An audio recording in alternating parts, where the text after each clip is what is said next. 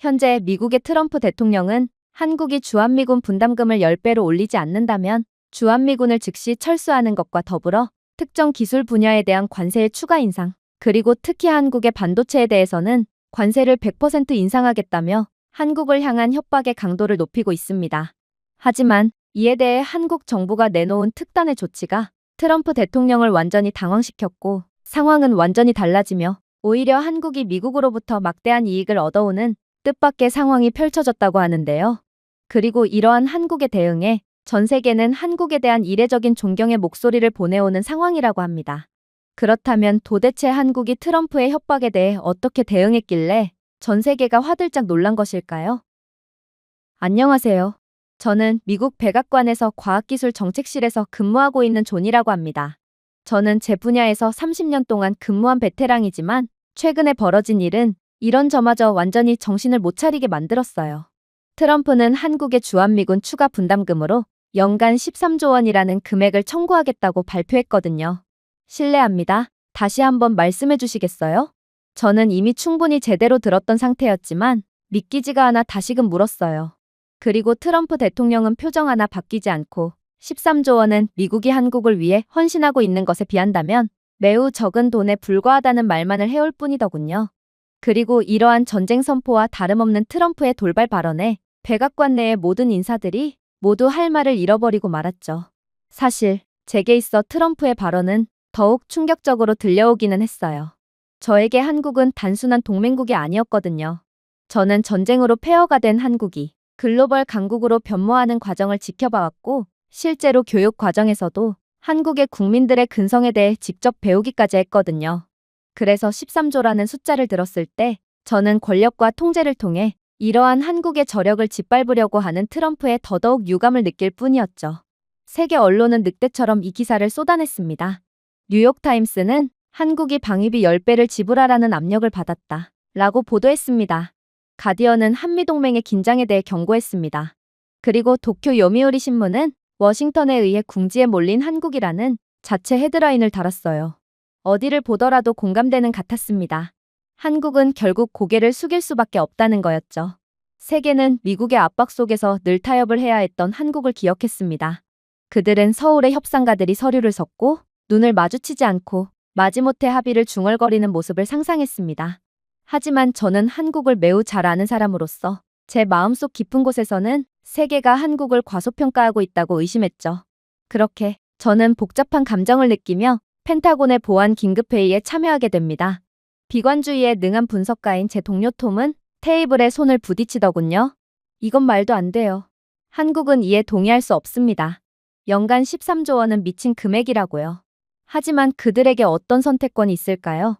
그들은 미국 군대가 반드시 필요합니다. 우리가 없으면 한국은 북한과 중국으로부터 노출될 수밖에 없을 거예요. 저는 그의 발언에 한숨을 참으며 안경을 맞췄습니다. 노출? 톰, 서울 국방 예산의 최신 수치를 보긴 본 거야? GDP 대비 나토 동맹국보다 지출이 더 많아. 그들의 군수산업은 유럽의 자주포, 폴란드의 탱크, 동남아 국가들의 전투기를 수출하고 있지. 그만큼 세계적으로 인정받고 있는 게 한국의 방산이야. 지금은 1980년대의 한국이 아니라고. 그는 무시하듯 손을 흔들었습니다. 그래봤자야. 중국의 인구수를 감당하기엔 한국은 아직도 약하거든. 저는 바로 대답하지 않았습니다. 대신 디지털 화면을 힐끗 보았습니다. 38선 남쪽에 주둔한 주한미군들은 최첨단 시스템을 갖추고 있었습니다. 하지만 그 기지 주변에는 한국산 고속도로, 발전소, 물류 허브, 심지어 통신 보안을 유지하는 사이버 방어 노드까지 있었습니다. 즉, 미국은 한국을 지탱하고 있지 않다는 것입니다. 여러 면에서 한국이 미국을 지탱하고 있었죠. 그때 문득 떠오른 생각이 들었습니다. 워싱턴의 요구는 오만하기만 한 것이 아니라 전략적으로 맹목적이었다는 것이죠. 지금 누가 누구에게 돈을 요구한다는 말인가요? 트럼프는 번지수를 완전히 잘못 찾았다고 볼 수 있습니다. 저는 순간적으로 한국에 파견을 갔을 때가 떠올랐습니다. 네온사인처럼 빛나는 서울의 스카이라인, 끊임없는 교통, 잠들지 않는 듯한 국가의 끊임없는 윙윙거리는 소리 등 한국의 모습이 계속해서 떠올랐어요. 한국인들이 어떻게 잿더미에서 나라를 재건했는지, 대부분의 미국인들이 와이파이가 무엇인지 알기도 전에 어떻게 전 세계 최초로 전 국민을 광대역으로 연결했는지 실리콘밸리가 스마트폰을 판매한 것과 같은 자신감으로 원자로와 5G 네트워크를 수출했는지 생각했습니다. 그리고 결론이 나왔죠. 13조 원이요? 워싱턴은 지금 누구를 상대하고 있는지 전혀 모르고 있습니다. 그리고 그 오만함은 부메랑처럼 날아와 미국의 뒤통수에 그대로 꽂혀버리겠죠. 그리고 역시나 상황은 미국이 생각한 방식대로 흘러가지 않았습니다. 태평양 건너 서울은 오래도록 침묵을 지켰거든요. 입장 유출도, 성급한 반박도, 감정적인 기자회견도 없었습니다. 그저 침묵일 뿐입니다. 그리고 이러한 한국의 침묵의 외교는 워싱턴을 완전히 혼란의 도가니에 밀어넣었죠. 그렇게나 한국을 무시하던 관료들은 이젠 정말로 한국이 믿는 구석이 있구나 싶어 말을 아꼈고, 한없이 당당했던 트럼프 대통령도 한국의 이례적인 반응에 당황감을 감추지 못했어요. 그리고 백악관의 혼란이 정점을 찍은 그날, 한국은 조용히 충격적인 성명을 발표해오기 시작했습니다. 추가 분담금 협상은 없습니다. 대신 한미 원자력 협력 협정에 따라 핵연료 재처리 권리를 요청하겠습니다. 동시에 트럼프 대통령은 분명 주한미군이 철수하게 된다면 한국에 대한 핵무기 개발 권한을 주겠다고 했으므로 그에 대한 권리도 요청합니다. 모두가 경악을 할 수밖에 없었어요. 이것은 더 이상 방위비 문제만이 아니었거든요. 한국이 에너지 미래를 다시 장악하는 것, 그리고 어쩌면 훨씬 더 많은 것들에 관한 것이었습니다. 당연히 백악관 내부에서는 긴급회의가 즉시 시작되었습니다. 한 관리는 한국의 이러한 요청을 도발적이라고 불렀습니다. 또 다른 관리는 이를 핵 확산의 위험이라고 불렀습니다. 이러한 반응은 어찌 보면 당연했습니다. 한국은 자체 핵연료 재활용을 위해 미국의 허가가 반드시 필요했는데 1978년 미국은 인도가 재처리 플루토늄을 사용하여 민간 핵실험을 감행한 직후 더 이상의 핵보유국을 막고자 세계 핵협력협정에 강력한 제한을 추가했거든요. 하지만 당시의 상황을 생각해보세요. 당신의 한국의 위상은 현재와는 많이 달랐습니다. 그러니 한국은 여전히 가난하고 의존도가 높은 상황에서 이러한 협정을 체결할 수밖에 없었죠. 이후 1988년 일본은 예외를 협상했습니다. 그들은 재처리 허가를 받을 수 있었거든요. 미국은 당시에 일본의 기술 성숙도를 인정하며 재처리 연료를 사용할 수 있도록 했습니다. 그러나 한국은 예외를 인정받지 못했습니다. 그래서 미국은 한국이 사용 후 연료로 무엇을 할 수 있는지에 대해 늘 거부권을 행사해왔죠. 그러나 이제는 상황이 다릅니다. 한국은 일본을 훨씬 능가하는 원자력 기술력을 갖게 되었고, 한국은 재처리 능력을 사용해야만 하는 이유가 생기기도 했어요. 고리, 월송, 울진, 한빛 등은 단순한 지리처럼 들리지만 실제로는 한 나라의 생존에 무게를 짊어진 이름들입니다. 이 발전소들은 한국 전력의 거의 3분의 1을 공급하거든요. 그리고 이 원자로들의 물에 잠긴 폐연료봉으로 가득 찬 저수조는 한계에 가까워지고 있었습니다. 2030년에는 그 모든 저수조가 가득 찰 것입니다. 핵연료 재처리 권한이 없다면, 즉 재활용할 수 있는 허가가 없다면 한국의 원자로는 폐쇄되고 말 거예요. 하지만 각 대표들은 여전히 시큰둥한 반응을 보내올 뿐이었어요. 한국은 아직 재처리를 얻을 능력이 안 됩니다. 한국에 그러한 권한을 주었다간 전 세계는 또다시 혼란 속으로 빠지고 말 거예요. 저는 그러한 수준 낮은 발언에 기가 찰 따름이었습니다. 그래서 저도 모르게 윽박을 지르고 말았죠. 한국의 원자로는 운영 용량 효율이 지속적으로 92%를 상회하는 세계에서 가장 안전하고 효율적인 원자로 중 하나입니다. 설계 자립도는 99% 이상을 기록할 만큼 한국은 지구가 망해도 혼자서 원자로를 건설할 수 있는 유일한 나라라고 할 수 있죠. 그들은 이미 아랍에미리트에 원자로를 수출했고 유럽 및 사우디아라비아에서 대규모 협상을 진행하고 있을 정도로 세계적인 인정을 받고 있어요. 이 나라는 어둠 속에서 허우적거리는 나라가 아니라는 말입니다. 세계 최고의 원자력 기술을 가지고도 여전히 허가를 무기한으로 기다리라는 말을 듣는 게 맞는 상황이라는 말입니까? 심지어 한국은 진작에 파이로 프로세싱 기술까지 개발한 상황이에요. 이 기술이 무엇을 의미하는지는 잘 아시죠? 전통적인 수성 재처리와 달리 한국이 개발한 파이로 프로세싱 기술은 플루토늄을 순수한 형태가 아닌 다른 원소와 혼합하여 분리하여 증식 위험을 줄이기 때문에 이는 무기에 직접 사용하기에는 매우 부적합하다는 말입니다. 그야말로 평화로운 기술 그 자체죠. 동시에 핵폐기물의 양을 10배 줄이고 남은 동위원소의 반감기를 수만 년에서 불과 몇 세기로 줄인 게 바로 한국입니다. 저는 발언을 하면서도 황당함만을 느낄 뿐이었습니다. 사실 한국은 재처리한 물질을 곧바로 핵무기에 사용한다는 말을 꺼내지도 않았어요. 그들은 그저 다가오는 위기를 책임감 있게 해결할 권리를 요구하고 있었습니다. 그런데 여기 워싱턴에서는 이미 폭풍 구름이 모이며 한국을 압박하다니요. 심지어 일본 로비스트들은 이미 한국이 요구하는 바를 알고 있는지 한국에 대한 특혜를 주는 것은 절대로 안 된다며 마치 한국이 손해를 보는 것이 자신들에게 이익으로 작용하는 것처럼 로비를 해대고 있었어요. 저는 이러한 모습을 보고 그저 한심함만을 느낄 뿐이었습니다. 왜냐하면 한국은 만약 핵 개발을 하고자 했다면 진작에 개발할 수 있었던 기술 강국이거든요. 왜냐하면 저는 수년 동안 각국의 핵 역사를 분석해왔고 백악관 기밀문서까지 전부 다 파헤쳐봤는데 한국은 그 사례 중에서도 가장 충격적인 비밀을 가지고 있는 국가였기 때문입니다. 백악관은 이미 한국은 비확산 조약을 체결하기 훨씬 전에 핵 과학 분야에서 충분히 발전하여 자체 핵폭탄을 만들 수 있었다는 구체적인 증거를 뒤늦게나마 포착한 상황이었어요. 이건 정말 놀라운 일이 아닐 수 없죠. 한국이 여전히 가난한 나라였던 1960년대와 70년대, 당시는 한국이 전쟁에서 회복하고 자원이 부족하며 국민을 먹여 살리기 위해 고군분투하던 시절입니다. 하지만 연구소 안에 숨겨진 실험실에서 한국 과학자들은 당시 기준으로는 누구나 생각했던 수준보다 수십 년 앞서 있는 기술을 숙달하고 있었습니다. 그들은 단순히 평화로운 원자로 실험을 하는 것이 아니라 우라늄 농축과 플루토늄 재처리의 원리, 즉 강대국만이 알아야 할 기술을 이미 습득한 상태였어요. 한국은 도대체 먹고 살기도 힘든데 왜 그러한 무지막지한 기술을 연구했냐고요? 중국과 러시아 같은 핵무장 이웃 국가에 둘러싸여 있고 항상 예측할 수 없는 북한에 직면해 있는 한국은 핵 능력을 선택이 아닌 생존의 필수품으로 여겼습니다. 미국은 보호를 제공했지만 당시의 한국의 수뇌부들은 미국이 서울을 구하기 위해 샌프란시스코나 로스앤젤레스를 위험에 빠뜨릴 것이라고 믿지 않았습니다. 그들에게 핵 노하우는 궁극적인 보험 정책이었던 것이죠. 이들이 비핵화 조약에 서명을 하기 전인 1970년대 중반까지 한국은 해외에서 교육을 받았지만 고국에 충성하는 뛰어난 엔지니어 팀을 구성하여 이론적으로 무기급 소재로 전환할 수 있는 원자로 부산물을 실험하고 있었다는 기밀 서류가 존재합니다. 한국은 미국이나 소련처럼 거대한 복합시설을 건설할 돈은 없었지만 세계 최고의 인적 자원이라는 또 다른 무기가 있었죠. 결국 한국은 제한된 자원을 100% 사용하여 즉흥적으로 작업했고 서구 정보기관조차 충격을 받을 정도의 이해 및 기술 수준에 도달하게 된 것입니다. 더욱 놀라운 점은 한국은 여전히 개발도상국으로 분류되는 동안 이를 달성했다는 것입니다.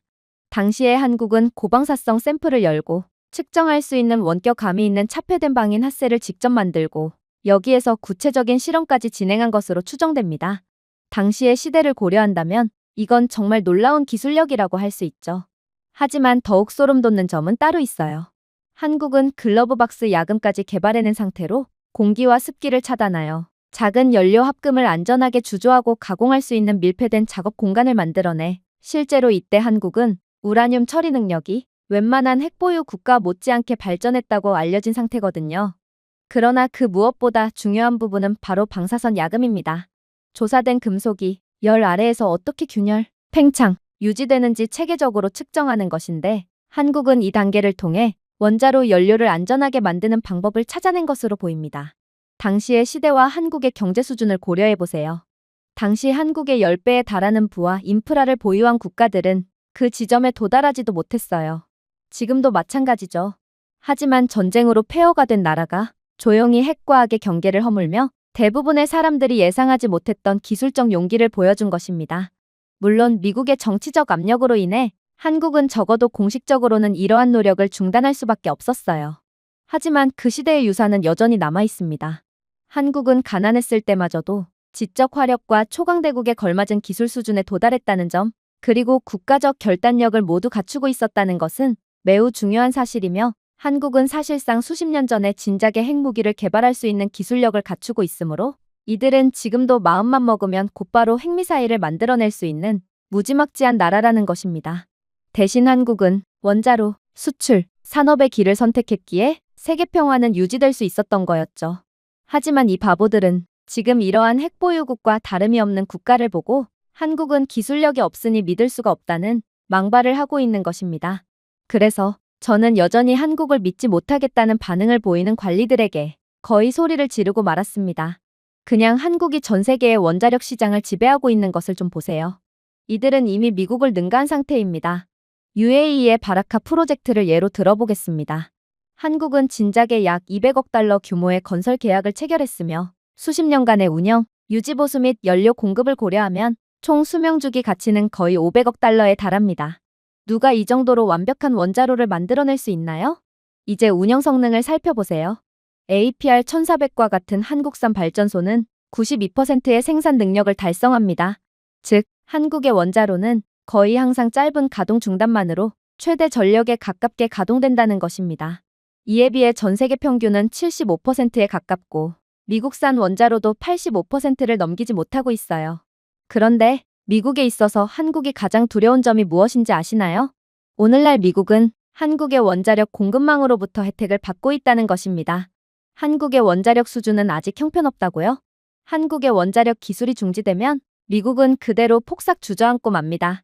공급망 측면에서 한국은 원자력급 원자로 압력용기와 증기 발생기를 제작할 수 있는 전 세계 유일한 국가예요. 실제로 이는 전 세계적으로 수십 개의 프로젝트가 한국 창원시설의 몇 안 되는 생산 슬롯에 의존하고 있다는 것을 의미하죠. 내일 당장 이 공장들이 문을 닫으면 전 세계가 계획 중인 원자력 프로젝트의 최소 30%가 중단될 것입니다. 그리고 미국의 관점에서 보면 이는 거의 괴멸적인 피해가 닥친다고 볼 수 있고 미국은 한국에 전적으로 의존하고 있다는 것을 보여주죠. 현재 미국 원자력 수명 연장 프로젝트 부품의 약 20%가 한국 공급업체로 거슬러 올라갑니다. 미국의 선진 원자로 기업들마저도 국내 공급업체가 예정대로 납품하지 못해 한국 부품을 조용히 협상하고 있어요.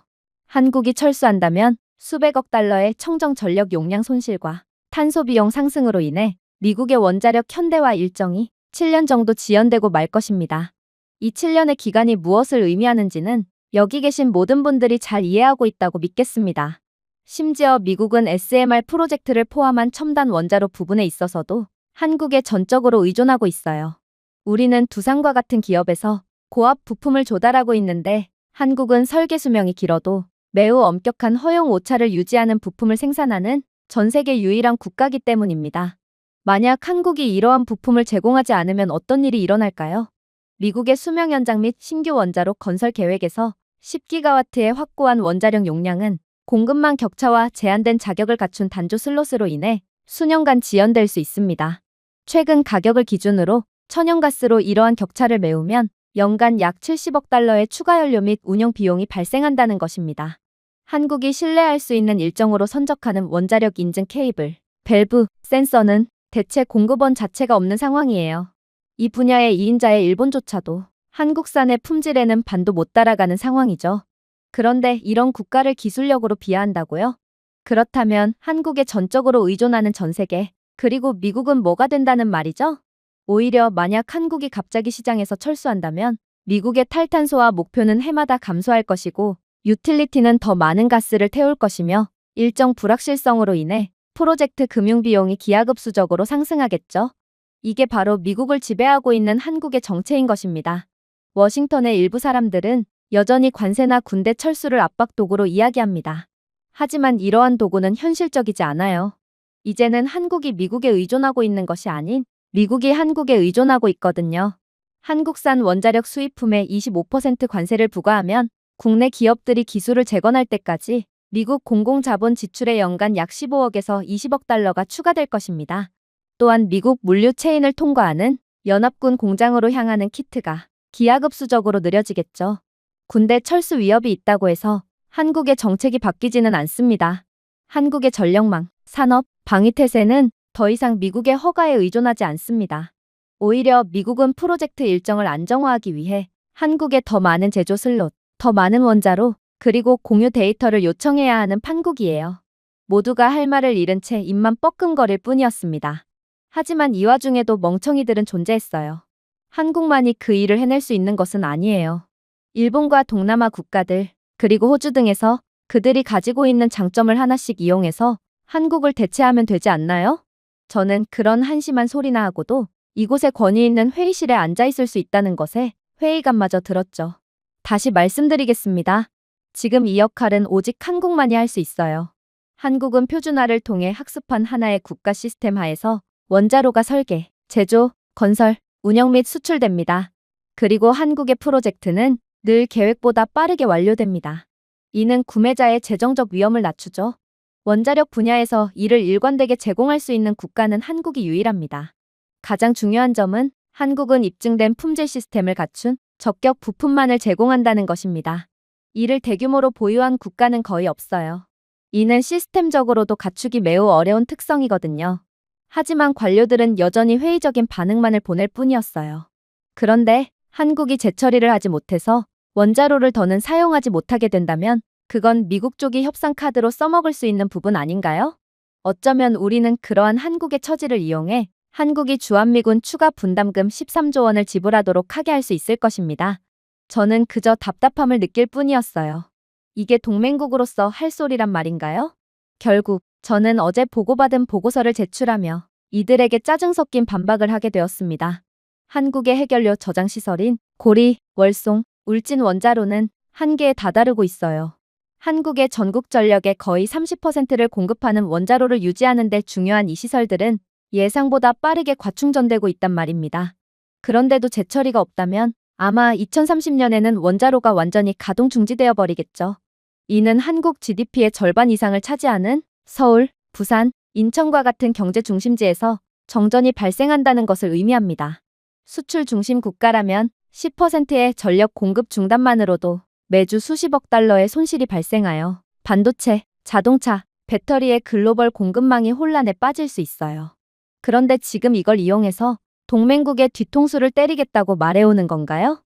한국은 최첨단 기술인 파이로 프로세싱을 통해 플루토늄을 다른 원소와 혼합하여 보관합니다. 무기로 직접 사용할 수는 없게 되는 매우 안전하고도 평화로운 방식이죠. 그런데 미국은 한국의 해결료 재처리 허가를 거부하면 한국의 미국에 대한 의존도가 높아질 것이라는 착각에 매달리고 있어요.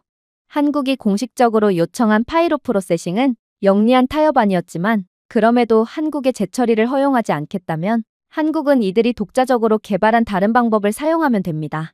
최근 입수한 기밀 서류에 따르면 한국의 원자력 엔지니어들은 파이로 프로세싱을 훨씬 넘어선 재처리 기술을 개발한 상태라는 사실이 밝혀졌습니다. 생각해보세요. 한국은 수십 년 동안 APR 1400 원자로와 첨단 모듈형 플랜트를 수출하며 구축한 세계 최고 수준의 원자력 기술을 가지고 있는 국가입니다. 그리고 이들은 이를 새로운 개척지, 즉 현재 미국이나 유럽이 보유하고 있는 모든 것을 능가하는 연료 재활용 독점 시스템에 활용한 상태예요. 보고서에 따르면 한국의 첨단 공법은 기존 퓨렉스 공정의 45에서 50% 효율과 현대 파이로 프로세싱의 60% 한계에 비해 핵분 열성 회수 효율을 85% 가까이 높인 상태입니다. 이는 단순한 점진적인 도약이 아니라 혁명이에요. 그런데 문제는 이러한 방식은 파이로 프로세싱 같은 평화로운 방법이 아니라는 겁니다. 이건 무기에 즉각적으로 사용할 수 있거든요. 이러한 효율성으로 핵물질을 추출하게 된 한국은 한국 원자로에서 나오는 모든 톤의 사용 후 해결료를 여러 개의 핵탄두에 곧바로 적용할 수 있다는 말입니다. 보수적인 추정에 따르면 현재 한국의 사용 후 핵연료 비축량에는 이론적으로 완전히 재처리하면 5,000에서 6,000개의 핵탄두를 만들 수 있을 만큼 충분한 핵분 열성 물질이 포함되어 있다고 합니다. 너무 과장하는 거 아니냐고요? 한국은 수십 년의 기나긴 원자로 역사가 있는 국가예요. 그리고 이러한 원자로들은 수십 년에 걸쳐 약 2만 톤의 물질을 축적했다고 합니다. 그러니 6,000개도 오히려 보수적으로 산출한 결과라고 할 수 있는 것입니다. 심지어 이건 불법도 아니에요. 트럼프 대통령은 분명 한국에서 주한미군이 철수한다면 한국의 핵무기 개발 권한을 제공하여 이들이 자신들의 국가를 스스로 방위할 수 있게 도와준다고 발언했거든요. 하지만 한국은 분명 평화를 추구했음에도 미국의 탐욕으로 인해 모든 것이 망가져 버리는 것입니다. 한국은 이러한 자신들의 기술력을 통해 단순한 핵보유국뿐만 아니라 전략적 초강대국의 영역으로 진입할 수 있게 됩니다. 그리고 조잡한 핵미사일에 의존했던 중국 같은 국가들과 달리 한국의 공학적 정밀성에서 비롯된 소형화 기술 및 신뢰할 수 있는 첨단 운반 시스템까지 결합되어 한국은 세계에서 가장 첨단적인 핵미사일을 그것도 수천 발이나 갖게 되겠죠. 모두가 이러한 한국에 숨기고 있던 강력함에 완전히 경악을 하고 말았어요. 그리고 몇몇은 그건 있을 수가 없는 일이라며 현실을 부정하기 시작했죠. 그럴 수는 없어요. 한국은 가난에서 빠져나온 지 얼마 되지도 않은 국가예요. 그런데 이들은 한강의 기적을 넘어 세계를 주름잡을 기술력까지 개발해냈다고요? 그런 기술을 이렇게나 빨리 개발해낼 수는 없습니다.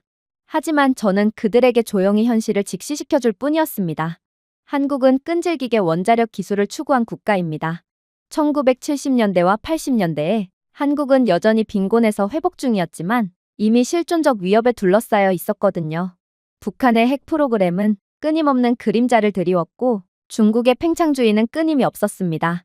그러니 한국의 핵 독립은 결코 명성에 관한 것이 아니라 생존에 관한 것이었던 것이죠. 한국은 본격적인 원자력 기술을 개발한 지 그렇게 오래되지 않았다고요? 완전히 잘못된 생각이에요. 여러분들은 한국이 먹고 살만하게 되었을 때부터 원자력 기술 연구를 시작했다고 생각하지만 한국은 평범한 시민들이 식탁에 음식을 올리는데 어려움을 겪었을 때도 한국 정부는 조용히 가장 똑똑한 인재들을 핵과학으로 보냈어요. 서구는 석유와 소비시장에 투자할 때 한국은 물리학, 금속학, 원자로 설계에 투자한 것입니다.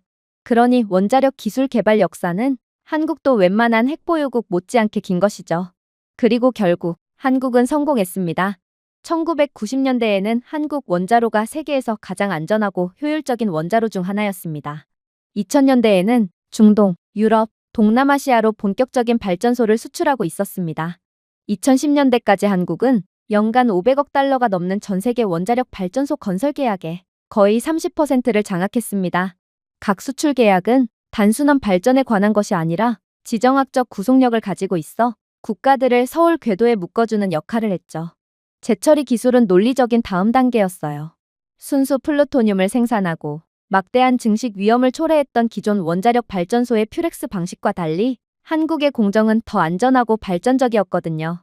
AI 제어 모니터링과 함께 고온 전기화학적 분리를 통합하여 엔지니어들은 폐기물을 최소화하고 회수를 극대화했으며 거의 완전한 자동화를 보장했습니다.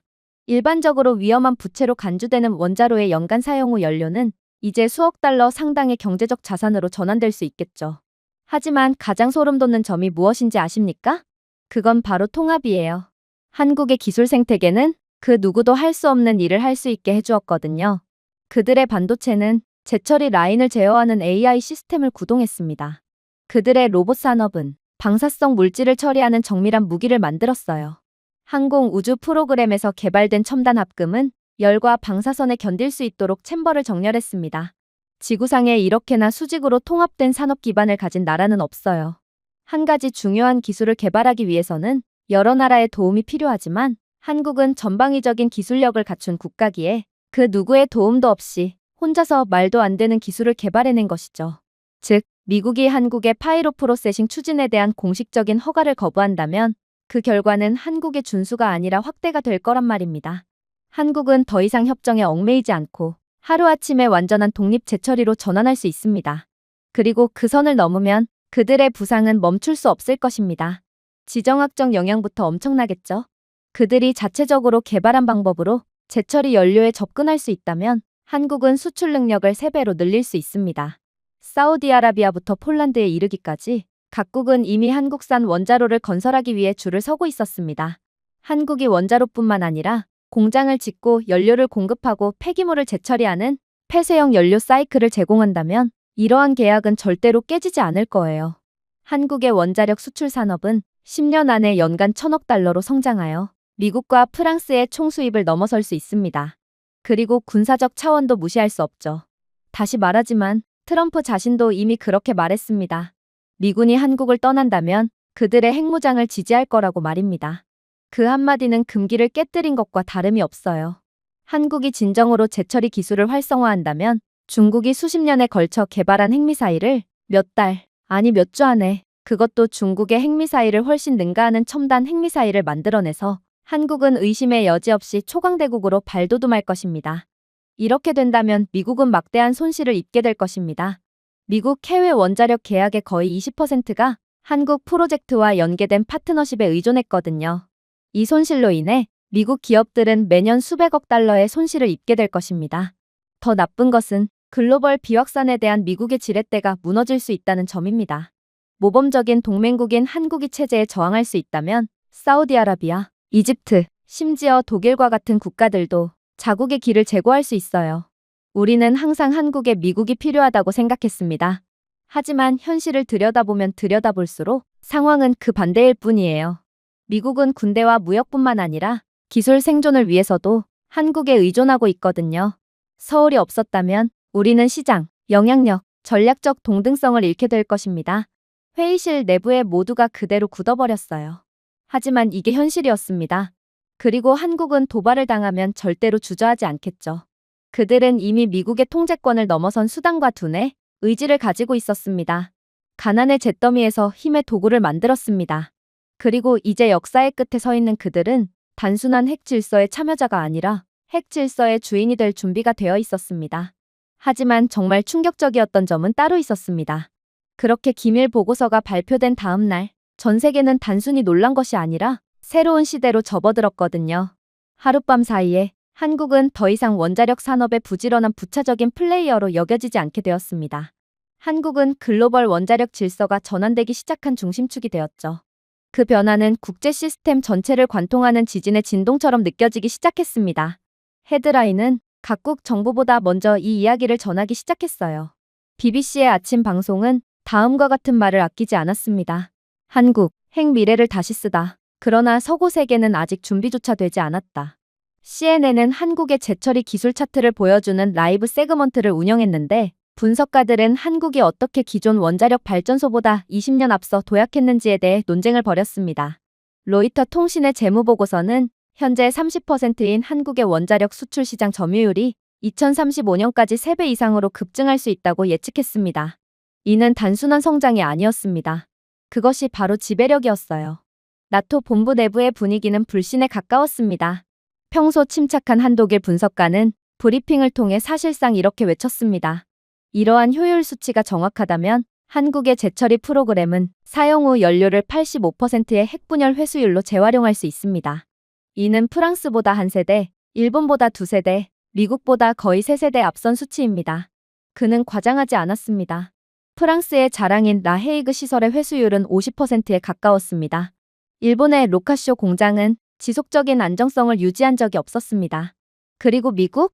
우리는 수십 년 전 확산과 비용 초과를 우려해 대규모 재처리를 포기했어요. 하지만 더욱 소름 돋는 점은 따로 있었습니다.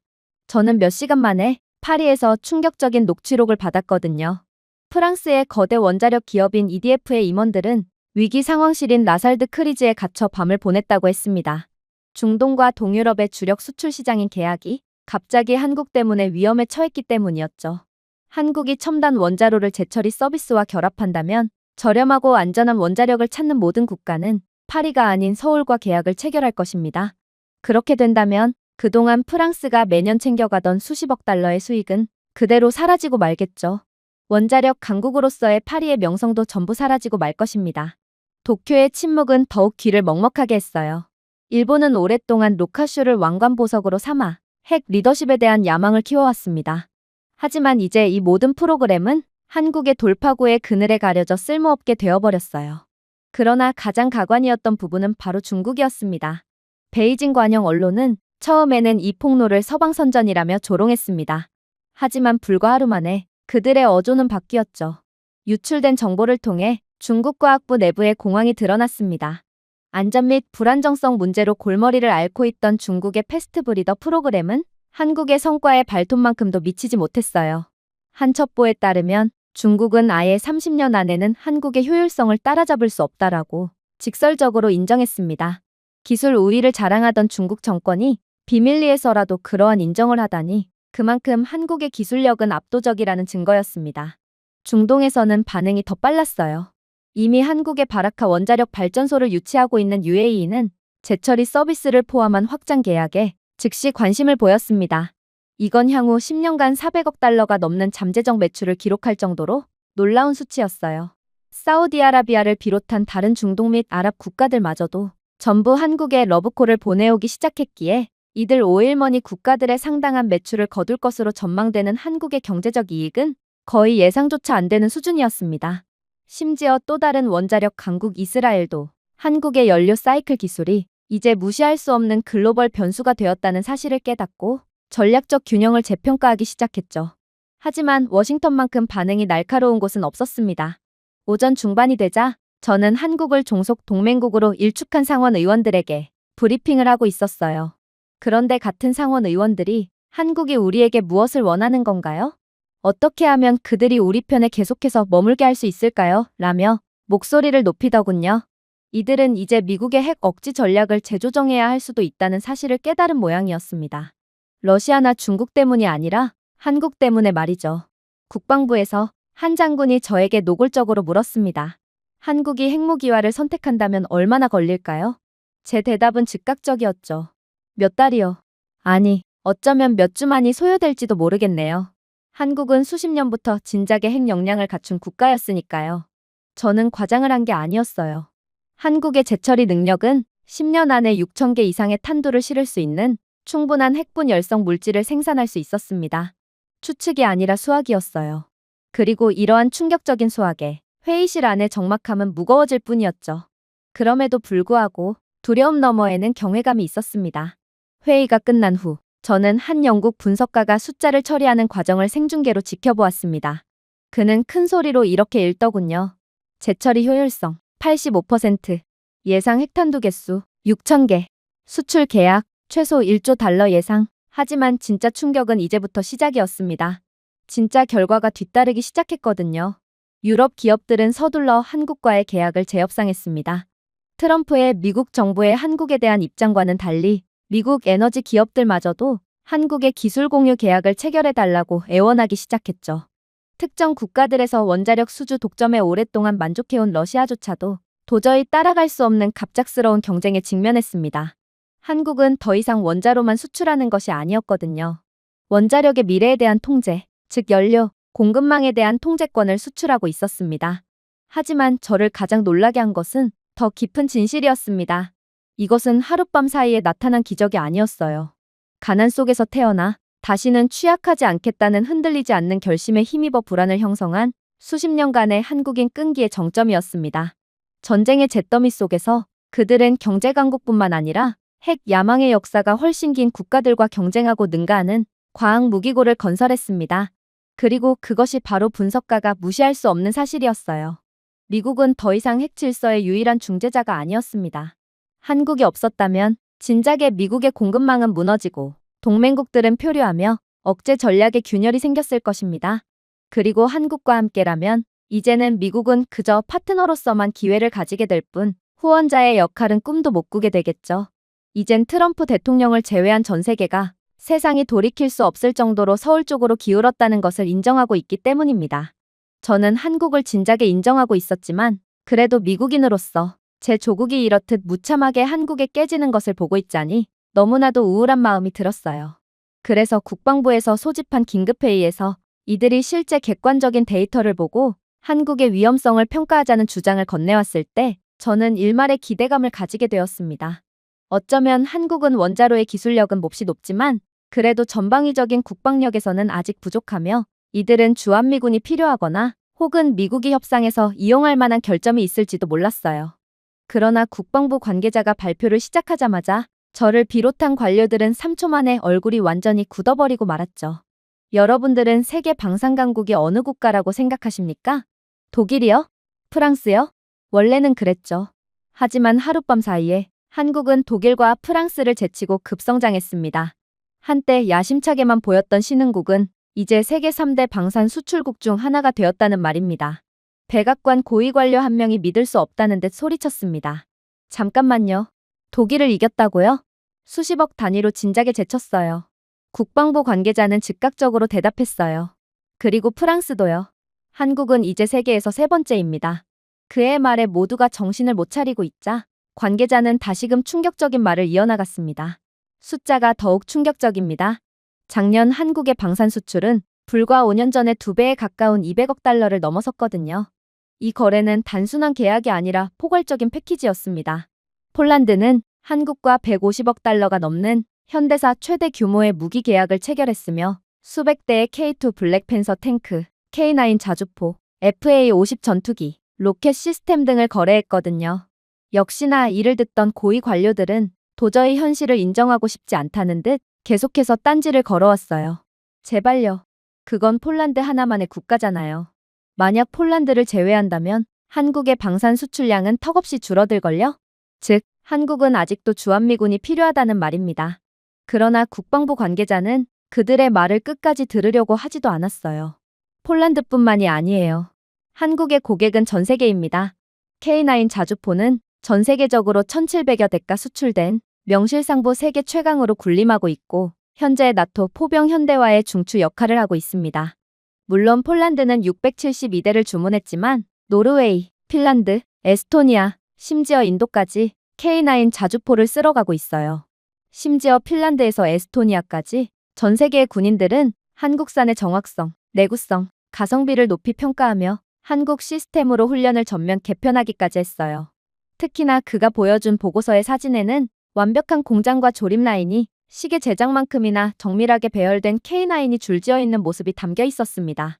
이 사진은 전투 환경에서의 95% 이상의 작전 준비 태세, 나토의 기준을 초과하는 발사 속도, 러시아에 대한 불안정성으로 유럽 국가들이 자주포 구매를 서두르는 동안에도 생산량을 오히려 늘릴 수 있을 만큼 민첩한 한국의 공급망 등 한국 방산의 신뢰성을 강조했습니다. 그러나 더욱 충격적이었던 점은 유럽만이 한국을 선택했던 게 아니었다는 거였어요. 호주는 전통적인 서구 공급업체보다 한국산 레드백 보병 전투 차량을 선택하기로 결정했거든요. 이집트, 노르웨이, 심지어 루마니아와 같은 나토 회원국들도 한국 기업과 직접 협상을 시작했습니다. 각국은 단순히 무기를 구매하는 것이 아니라 다른 어떤 나라와도 비교할 수 없는 신뢰성, 속도, 산업 파이프라인을 구매하고 있었습니다. 그리고 한국의 차세대 전투기인 KF-21 보라매가 등장했습니다. 저처럼 분석가들을 놀라게 한 것은 단순히 제트기의 스텔스 기능이나 첨단 항공전자공학뿐만 아니라 개발 속도였습니다. 20년도 채 되지 않아 한국은 전투기 수입에서 F-35와 경쟁할 수 있는 제트기 생산으로 전환했습니다. 그리고 지연과 오버런으로 어려움을 겪었던 F-35 프로그램과 달리 KF-21은 수술적 정밀도로 이정표를 달성했어요. 동남아시아 국가들은 이미 경제성과 첨단 기술의 완벽한 균형으로 보고 한국에 줄을 서고 있었고 이제는 주문자가 너무 밀려 있어서 한국은 대기국가조차 받지 않고 있는 지경에 이른 상태였습니다. 하지만 한국의 소름 돋는 점은 이뿐만이 아니었어요. K2 블랙팬서 전차도 비슷한 이야기를 들려주었거든요. 세계에서 가장 진보된 주력 전차로 불리는 이 전차는 독일의 레오파드2 전차보다 시험에서 더 뛰어난 성능을 발휘했습니다. 어댑티브 서스펜션, 화력 제어 시스템, 자동화는 단순한 점진적인 업그레이드가 아니라 세대를 뛰어넘는 도약이었습니다. 폴란드의 주문만으로 한국은 생산 능력을 3배로 늘려야 했지만 기적은 실제로 이를 달성했다는 것이었습니다. 생산 능력을 3배로 순식간에 늘려버리다니 이건 헛웃음이 나올 정도로 말도 안 되는 이야기였어요. 그러나 한국은 실제로 창원과 포천의 모든 산업단지가 밤낮으로 가동되며 유럽 제조업체들을 놀라게 하는 속도로 탱크를 공급했습니다. 그리고 이러한 말도 안 되는 상황에 모두가 벙쪄 있을 때 관계자는 다시금 놀라운 말을 해오기 시작했어요. 저희 또한 한국에 대해 조사하면서도 계속해서 놀라움만을 느낄 뿐이었어요. 도대체 이 나라가 이걸 어떻게 해냈는지 이해가 안 갔죠.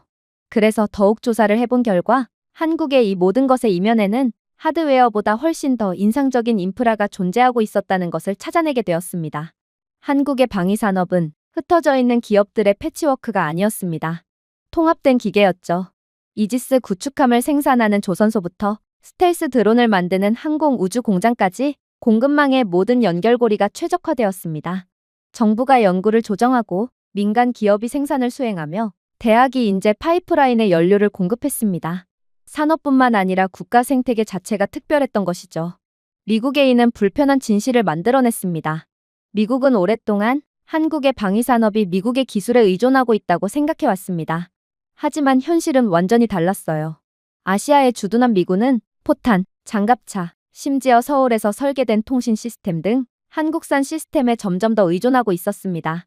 미 국방부가 대만 위기에 대한 재보급 시나리오를 계산한 결과 한국의 생산 라인이 없으면 미군과 연합군은 3개월 이내에 주요 군수품이 고갈될 것이라는 사실을 발견했어요.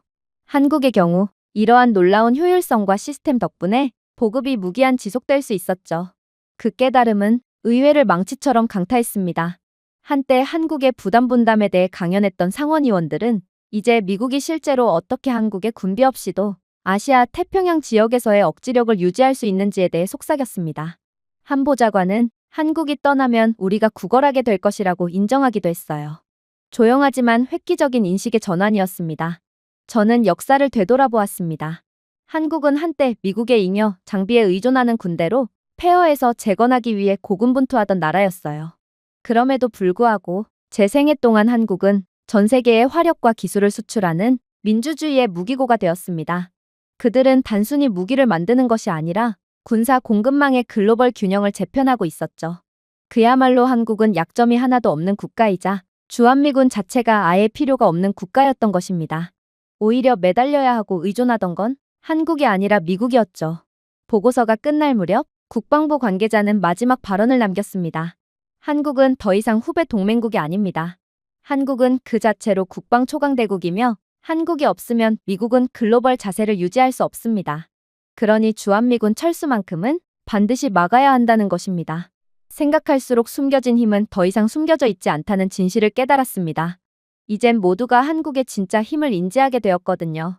한국의 방위산업 수출이 산업력을 드러낸다면 한국의 토착 시스템은 미국에 훨씬 더 불안한 것, 즉 자급자족을 보여주었습니다. 하지만 그때 국방전략연구소장이 하나의 종이 서류를 들이밀며 충격적인 주장을 해오기 시작했습니다. 글쎄요, 한국은 순식간에 핵무기를 개발할 수 있는 막강한 국가이자 또 국방력도 세계 최고 수준이라는 것은 잘 알았습니다. 하지만 과연 이들이 만든 핵미사일로 중국 및 러시아 전역까지도 타격을 할 수 있을까요? 저는 한국의 미사일 발사 기술이 그렇게나 고도화되었다고는 생각하지 않습니다. 기껏해야 북한만을 공격할 수 있겠죠. 그러니 한국은 아직도 미국의 해구산이 필요할 것입니다. 그러나 국방부 관계자는 그의 말을 비웃듯 1초 만에 대답을 해나갈 뿐이었습니다. 우리는 오랫동안 한국의 안보 구조가 위성, 미사일 방어, 해구산 등 미국의 기둥에 의존하고 있다고 생각해 왔습니다. 저도 그랬죠. 하지만 조사를 할수록 이러한 가정은 위험할 정도로 구식이라는 것을 깨닫게 되었어요. 미사일이요? 한국의 강점 중 하나가 바로 미사일 프로그램입니다. 수십 년 동안 미국은 한반도의 확대를 우려해 한국의 미사일 개발에 제한을 가했습니다.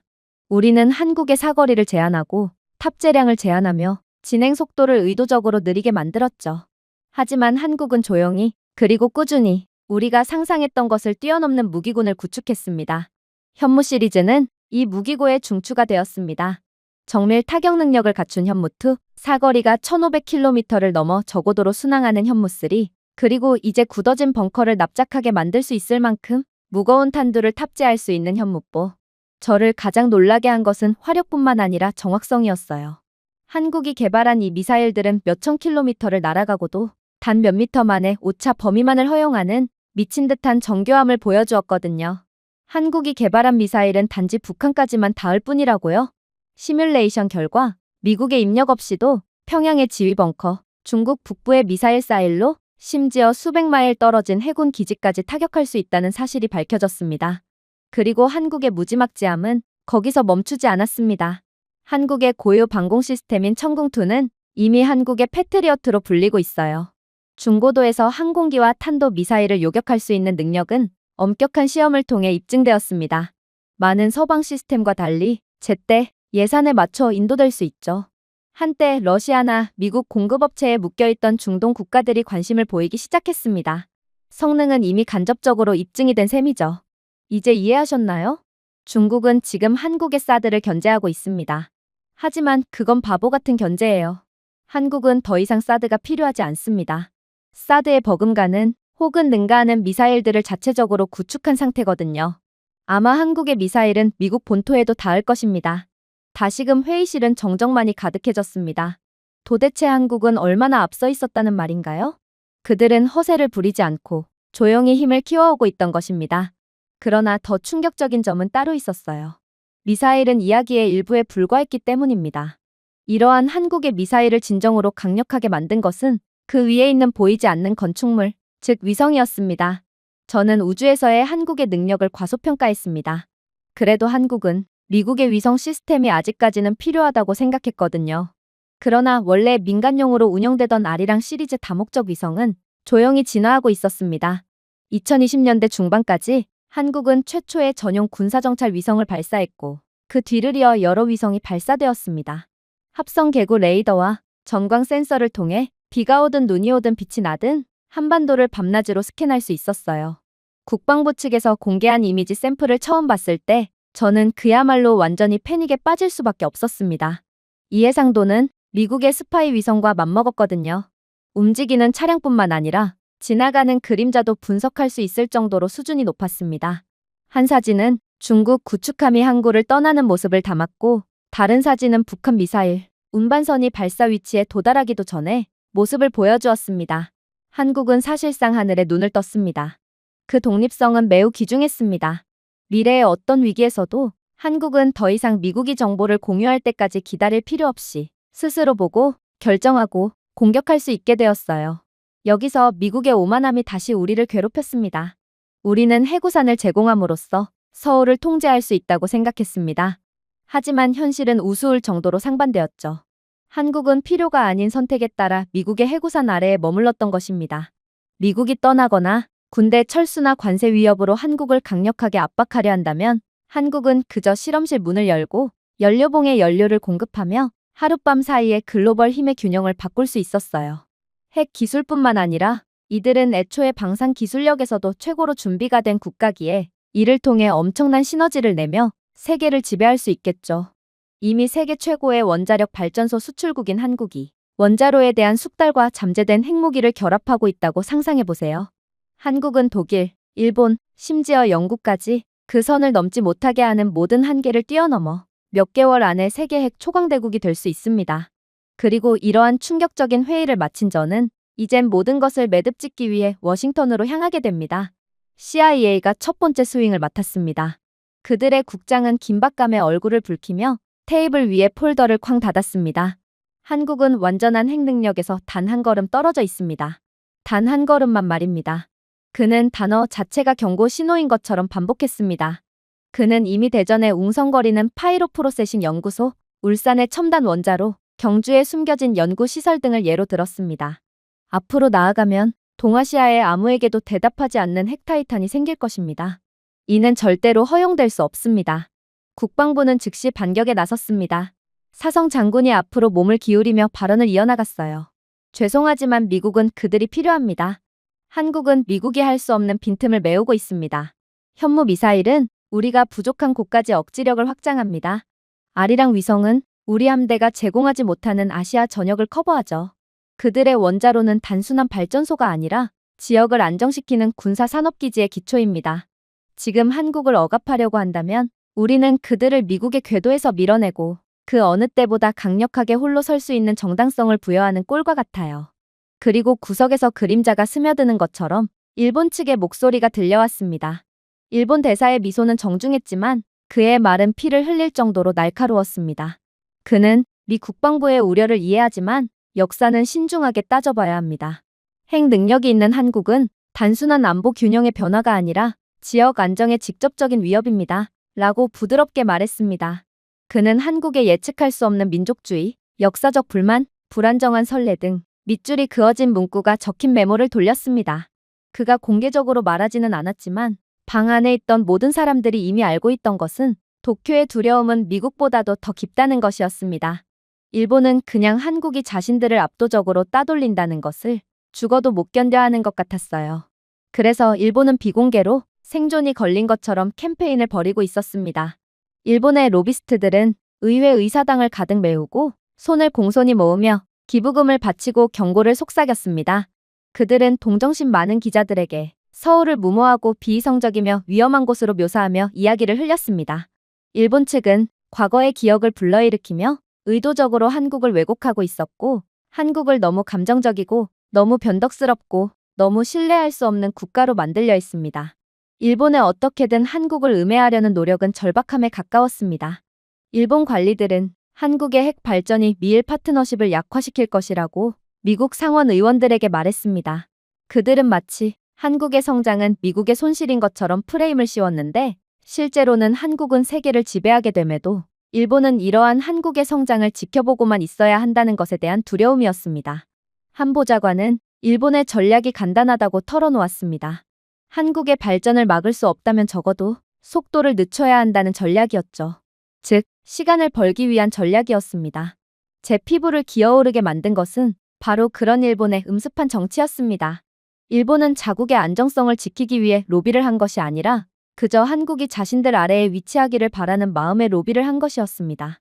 그들은 한국이 방위 수출, 핵기술, 미사일 자율화에서의 한 걸음 한 걸음이 일본의 모범 동맹국으로서의 역할을 깎아내린다고 믿고 있었습니다.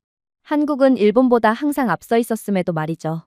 저는 일본의 로비스트들이 위원회 회의실을 가득 메우며 한국의 예측 불가능성과 핵무장 반도의 위험성에 대한 경고를 하는 것을 계속 듣다 보니 이젠 어지러움마저 느낄 지경에 이르렀어요. 일본은 계속해서 서울을 책임감 있는 파트너가 아니라 야망의 눈이 먼 무모한 국가로 모함했는데 일본의 주장은 그저 지역 지배력이 사라지고 있다는 것을 아는 국가의 절박함으로 느껴질 뿐이었거든요. 하지만 이러한 일본의 모함이 계속되자 이젠 이들의 주장이 점점 받아들여지기 시작했어요. 일본 측은 선별적인 데이터를 인용하며 한국의 원자력 산업이 불안정하다고 묘사했습니다. 그들은 공개적으로 한국의 부상이 세계 질서를 불안정하게 만들고 미국의 영향력을 위험에 빠뜨릴 것이라고 제안하며 이간질까지 했죠. 일본 대표들은 자국의 원자력 산업을 한국과 비교하는 브리핑 패킷을 제시하며 일본이 더 안전하고 신뢰할 수 있는 파트너라고 주장하기도 했습니다. 그러나 이러한 자국의 우월성을 증명하는 것이 아니라 한국의 신뢰성에 대한 의구심을 심어주는 일본의 전략은 미국 아시아 태평양 국장이 발언을 시작하면서 완전히 괴멸하게 됩니다. 저는 한국과 일본 양국에 대한 어떠한 감정도 없습니다. 그러니 그냥 수치로만 비교하겠습니다. 한국의 원자로는 92.3%의 운영 효율성을 달성한 반면 전 세계 평균은 75%에 불과했습니다. 지난 5년 동안 한국의 원자력 수출이 유럽, 중동, 동남아시아에 걸쳐 27% 증가한 것을 보세요. 한국의 원자로가 효율적이지 않았다면 어떻게 한국이 지금 세계 원자력 시장을 지배할 수가 있겠어요? 또한 현재 세계 최신 원자로 설계의 40% 이상이 한국 기술을 핵심으로 하고 있습니다. 한국산 원자로는 이미 UAE에서 20TWh 이상의 전기를 생산하고 있으며 이는 수백만 가구의 전력을 공급하는 깨끗하고 신뢰할 수 있는 에너지예요. 그가 밝힌 사실 하나만으로도 회의실은 조용해졌고 일본의 로비스트들도 합주기가 되어버렸습니다. 물론 한국의 투명성이 부족하다는 일본의 주장도 곧바로 해체되었어요. 국장은 이내 한국은 이미 24시간 국제감시하에 있던 자국 시설의 실시간 위성 이미지를 차분하게 공개한 상태라는 사실을 밝혔거든요. 한국은 IAEA 표준 준수뿐만 아니라 다른 원자력이 감히 제공할 수 없었던 수준의 추가적인 자체 안전장치를 지키고 있습니다. 결국 그들의 신뢰도는 무시할 수 없는 수준이라는 것이죠. 일본보다도 훨씬 말입니다. 세션이 계속되자 가장 회의적인 서방 분석가들조차 자리를 옮기기 시작했습니다. 제 옆에 앉아있던 국방부 관계자는 이 숫자가 정확하다면 프랑스보다 10년은 앞서 있는 숫자라고 숨죽여 중얼거렸습니다. 또 다른 분석가는 일본의 서사가 무너졌다는 사실을 깨닫고 미친 듯이 낙서를 했죠. 한국에 대한 무모한 이미지는 더 이상 유지되지 않았습니다. 대신 드러난 것은 부인할 수 없는 진실이었습니다. 한국은 단순히 능력만 있는 것이 아니라 없어서는 안 될 존재였다는 것이죠. 아이러니는 날카로웠습니다. 일본은 한국을 약화시키는데 모든 것을 걸었습니다. 그들은 의심을 심어줌으로써 한국의 부상을 늦출 수 있다고 믿었어요. 하지만 그렇게 함으로써 오히려 한국이 완전히 빛을 발할 수 있는 무대를 만들었습니다. 모든 공격은 한국이 우월함을 보여줄 수 있는 기회가 되었어요. 대표단이 결론을 내릴 무렵 일본의 작전은 완전히 역효과를 내고 있었습니다. 저는 이상하게 감동을 받았습니다. 지금의 한국은 무슨 짓을 해도 절대로 까내릴 수 없는 존재로 부상해버렸거든요. 한국이 전 세계에 보내는 메시지는 간단하면서도 파괴적이었습니다. 우리는 세계를 위협하기 위해 여기 있는 것이 아닙니다. 세계를 보호하기 위해 여기에 있습니다. 그 순간 저는 한국이 더 이상 스스로를 증명할 필요가 없다는 것을 깨달았습니다. 전 세계는 충분히 보았습니다. 속삭임, 비방, 반대에도 불구하고 한국은 그 어느 때보다 굳건히 서 있었고 흔들리지 않았으며 부인할 수 없는 글로벌 무대의 중심에 서 있었어요. 그리고 이젠 워싱턴의 압박은 더 이상 장부상 숫자에 관한 것이 아니었습니다. 누가 진정으로 누구를 필요로 하는지에 대한 신뢰성 싸움이 되었죠. 그동안 미국 관리들은 한국이 더 많은 부담을 져야 하고 한국이 미국의 조건을 준수해야 하며 한국이 자신의 영역을 넘어서서는 안 된다는 기존의 각본을 반복했지만 지금은 완전히 상황이 달라졌어요. 이제는 미국 각 기관에서 한국의 관세 압박이나 주한미군 철수 등으로 위협을 하는 건 미친 짓이고 한국에 그런 압박을 가할 바엔 차라리 트럼프를 탄핵시켜서 미국을 구하자는 여론까지 형성되었습니다. 당연하죠. 미국의 정책 이반자들은 한국이 더 이상 지역 파트너가 아니라는 사실을 완전히 깨달았기 때문입니다. 에너지 그리드, 국방 아키텍처, 공급망이 미국조차도 한국에 의존할 정도로 발전한 국가였어요. 경제학자들은 민간용뿐만 아니라 차세대 잠수함과 무인 드론의 전력을 공급하는 데도 중요한 고밀도 에너지 저장 분야에서 한국의 지배력을 우려했습니다. 에너지부는 비공개 회의에서 한국산 양극재가 없으면 미국의 전기 군용 자동차에 대한 전체적인 추진이 멈출 것이라고 인정했습니다. 국방부도 불안해했습니다. 병력 비용 때문이 아니라 한국이 이미 자체적으로 달성한 성과를 마침내 흡수했기 때문입니다. AI 기반 워게임 플랫폼을 통해 실행되는 한국의 미사일 방어 시뮬레이션은 속도와 효율성 면에서 미국 시스템을 지속적으로 능가했습니다. 이제 한국의 위성은 한반도뿐만 아니라 남중국해까지 정찰 데이터를 중계하고 있었는데 심지어 일부 지휘관들은 속삭이듯 미국의 커버리지 공백을 메우기 위해 한국 정보에 의존하기 시작했다고 인정하기도 했죠. 월스트리트조차도 긴장했습니다. 분석가들은 한국의 국부지원 기술 벤처를 미국 자체 반도체 회복력 전략에 중추라고 지적했습니다. 한국이 이러한 수출 흐름을 재조정하기로 결정한다면 뉴욕 시장은 도쿄나 베이징보다 먼저 지진을 느낄 것입니다. 갑자기 관세를 압박한다는 트럼프의 주장은 마치 바닥을 안정적으로 유지하고 있던 나무를 흔드는 것처럼 무모해 보였습니다.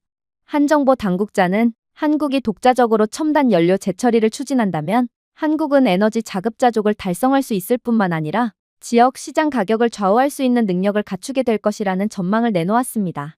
그는 이러한 통제가 유럽, 아프리카, 심지어 라틴 아메리카에도 파급 효과를 일으킬 수 있다고 경고했어요. 방의 침묵은 불신에서 비롯된 것이 아니라 미국의 지렛대가 시간이 갈수록 줄어들고 있다는 깨달음에서 비롯된 것이었습니다. 결국 국방부의 내부 평가는 말을 아꼈습니다. 한국에 대한 미국의 입장이 더 이상 권위가 아니라 필연적인 것이라는 한때 상상할 수 없었던 사실을 인정한 것입니다. 한때 부담 분담에 대해 이야기했던 고위 관리들은 이제 동맹 유지에 대해 이야기하기 시작했습니다. 그리고 이러한 동맹 유지는 자꾸만 헛소리를 하는 트럼프를 탄핵시켜서라도 반드시 해내야만 하는 것이라고 목소리를 높였죠. 그러나 가장 경악스러웠던 점은 따로 있었습니다. 그건 바로 이번 미국과의 힘겨루기에서 압도적인 승리를 거둔 한국이 얻게 될 엄청난 이익들이었죠.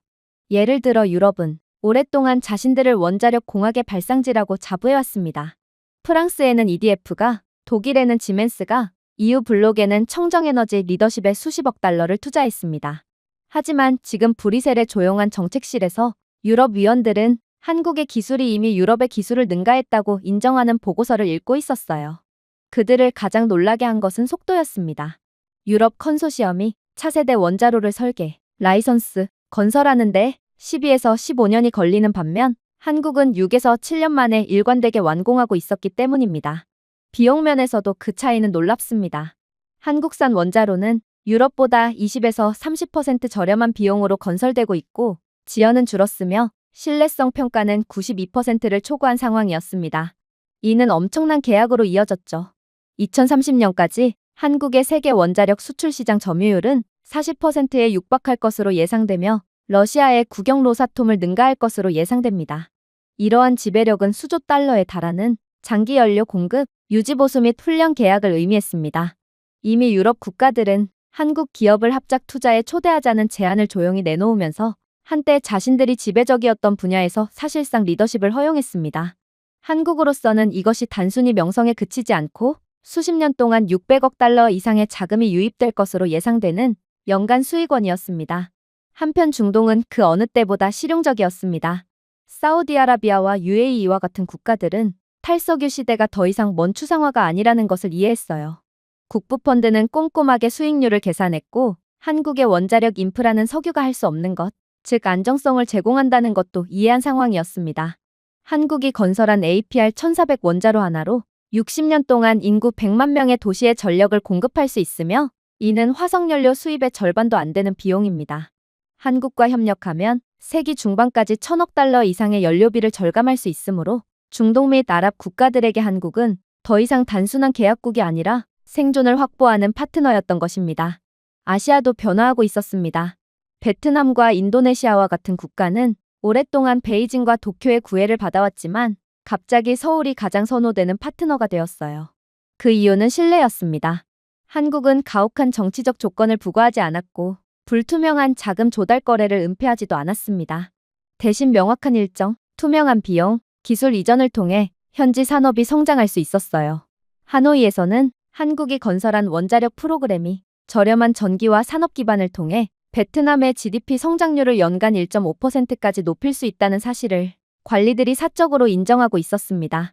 수십 개의 개발도상국이 성장 궤도를 한국 에너지 시스템과 직접 연결하기 시작했을 때 한국에 미칠 막대한 경제적 효과는 상상조차 안 가는 수준이었습니다.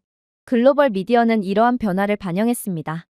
BBC는 한국의 에너지 기적의 특집으로 출연하고 CNN은 서울의 새로운 글로벌 리더십 시대에 대한 이야기를 방송했으며 로이터는 한국은 역량을 힘으로 재정의한다라고 강조했습니다. 그리고 미국은 이제 한국이 얻게 될 엄청난 경제적 이익을 보고 한국의 싸움을 건 것은 미친 짓이었다는 것을 이해하게 되었죠.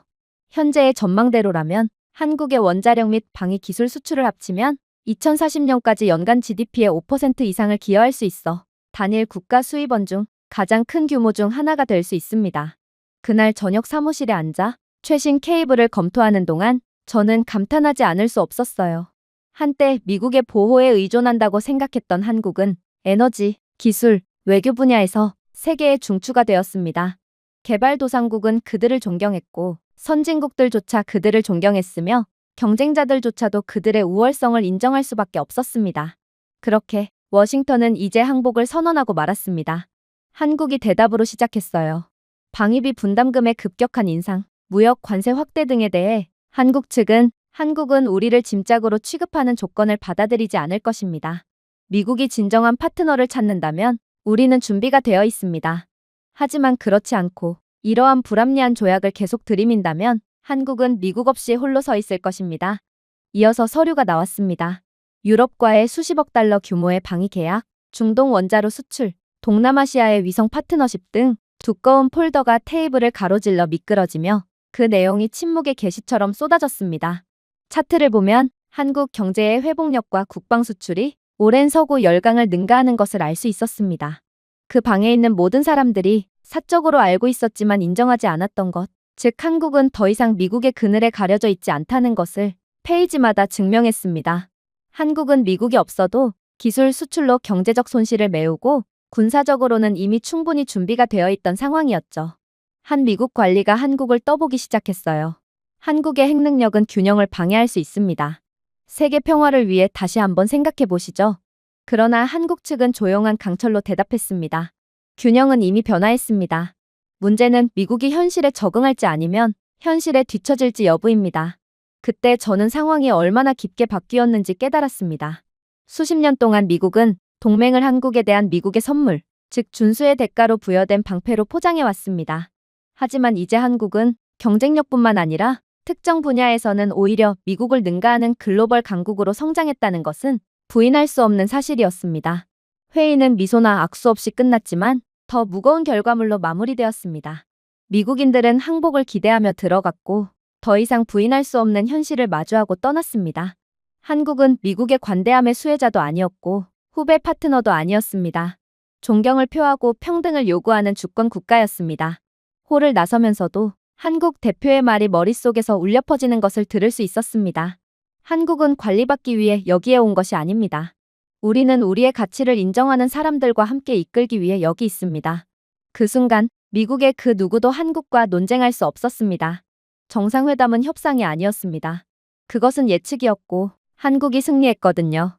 그리고 대표단과 함께 떠날 준비를 하면서 저는 한 가지 생각에 잠겼습니다. 한국은 허가를 요청하는 것을 멈췄습니다. 존경의 시대는 사라졌습니다.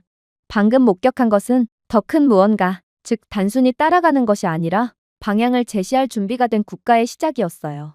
그리고 정상회담의 폐막 성명 이후 침묵 속에서 한 가지 진실이 제 마음 깊숙이 자리 잡았습니다. 새로운 질서가 도착했고 그 질서가 한국적인 목소리로 말해졌다는 것이었습니다. 제가 준비해온 내용은 여기까지입니다. 끝까지 시청해주셔서 진심으로 감사드리며 여러분들의 구독과 좋아요, 알림 설정은 영상 제작에 큰 힘이 됩니다. 이상 세모튜브였습니다.